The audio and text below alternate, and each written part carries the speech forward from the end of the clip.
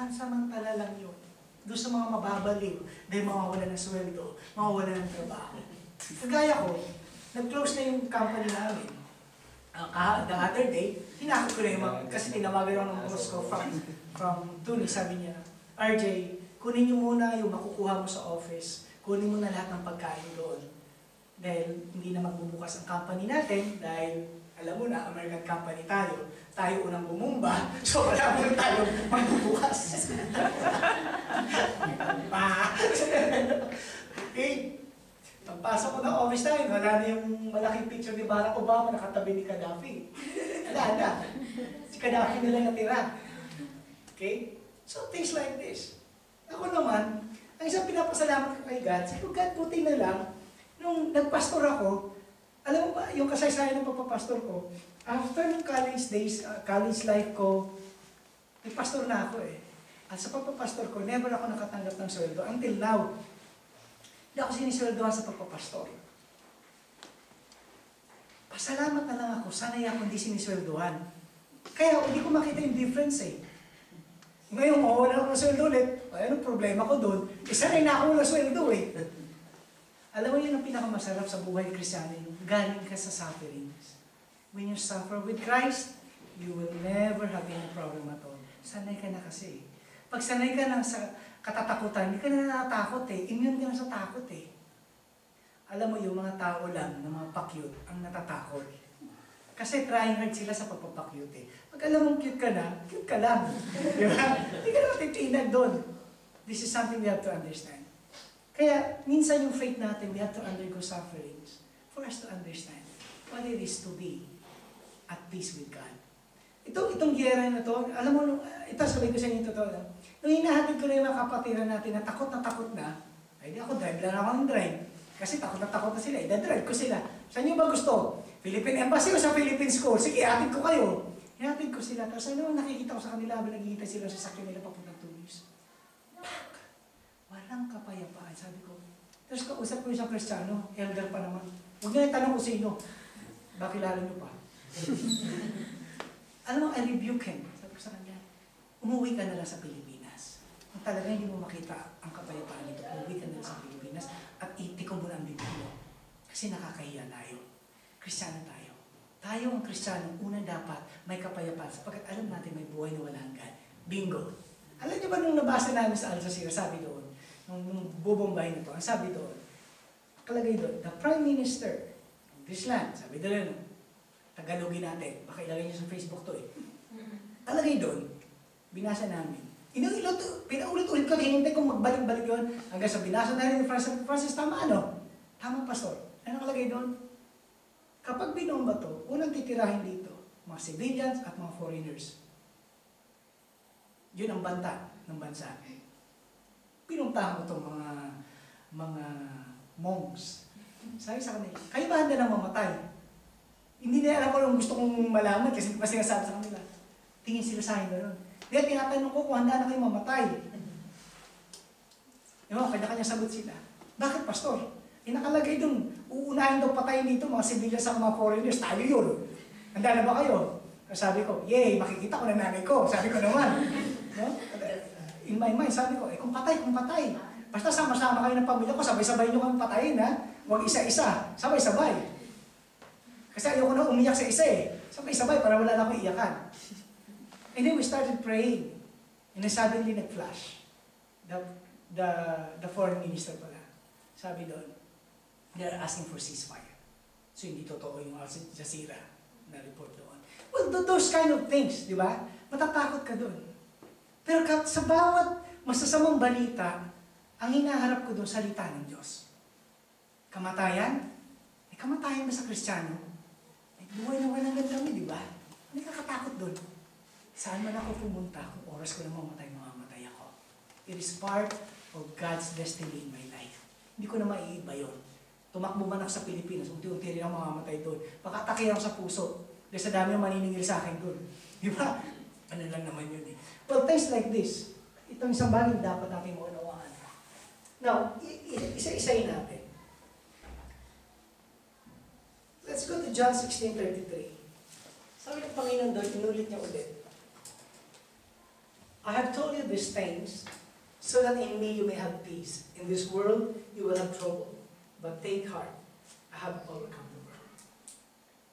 Dito sa word na I have overcome the world, pumapasok dito the sovereignty of Jesus Christ. The sovereignty of God. Pag sinabi mo sovereignty of God, kontrolado ko. Hindi na ako matitinag doon. Kung naniniwala akong kontrolado to ng Diyos, wala akong dapat ikatakot. I should have the peace. Maliban na lang kung wala akong paniniwala sa Diyos. Alam niyo ba question dito? It is an issue of the state of mind. Why? If you know God is not in control, sige mag-worry ka. Pero pag alam mo kontrolado to ng Diyos, bakit ka nag-worry? We are insulting Him. The moment na pumasok ang isang katiting na worry sa heart mo, you are insulting the capacity of God to control things. God is sovereign. And Jesus overcome the world. Walang anuman sa mundo na dapat ikabagabag. Hawak ng Diyos to. We have all the melody to play in our heart in times of trouble. Makakayang umawit sa gitna ng gulo. We can thank the Lord because He is in control. Yun ang pinakamasarap sa pagiging Kristiyano. Tayo ang meron nito. Ano sa kwento ni Mike kahapon? Kapag nagsasabi siya ng salamalaikum, walang salamalaikum sabi ng Malibyano. Walang salamalaikum, walang peace. Kasi nga, gulong-gulo sila eh. Look at their faces. Wala kang makita masasayang Libyano ngayon. The question is, what is the opportunity for the Christians now? Nung tinanong ako, mali ang sagot ko. Tinanong ako nung mentor ko, RJ, sa gulo ngayon nangyayari sa Libya, what is the opportunity? Sabi ko, there's no more opportunity kasi nagsasara ako yung mga companies. Mali pa yung nasagot ko eh. Na-realize ko, later on, kung ano yung tinatanong sa akin na hindi ko na nasagot, na wala pa yung internet, kaya hindi ko nabalikan. It is the most biggest opportunity in my Christian life to share the gospel of Jesus Christ, that there is peace in the midst of troubles. Nandito tayo sa napakagandang oportunidad na sabihin mo sa Libyano, kontrolado ng Diyos ang bansa mo. Hindi kayo ang may-ari ng bansa. Ang Diyos ang may-ari ng bansang ito. Kayo katiwala lamang ng bansang ito. Kung anong gagawin niyo sa bansa ninyo, kayo ang gumagawa nito. Pero ang Diyos ang may-ari nito. At darating ang araw, lahat kayo isisingilin ng Diyos. Kung ano ang ginawa mo sa bansang ito. Hindi lamang Libyano. Pati tayo mga Kristiyano, sisingilin tayo ng Diyos. Inilagay kita sa isang panahon sa Libya. Ano ang ginawa mo? Did you shine for me? Kapatid, when you go back, please, in your own broken Arabic, tell them, may kapayapaan sa Diyos. Dahil hawak niya to. Matatapos din ang gulong to. Sa huli, humingiti kayo, sama kami doon. May pag-asa ang bansang ito. This is the best opportunity we do have here to give them hope. A blessed hope, a living hope.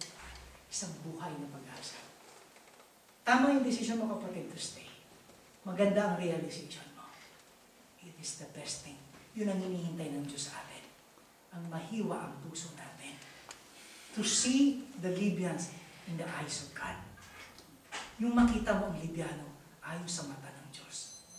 Mahal ng Diyos ang mga Libyano. Yung gulong ito, it will accomplish God's purpose. Hindi matatapos ang gulong ito na hindi mauuwi sa kalwalhatian ng Diyos. Yun ang tatandaan ninyo.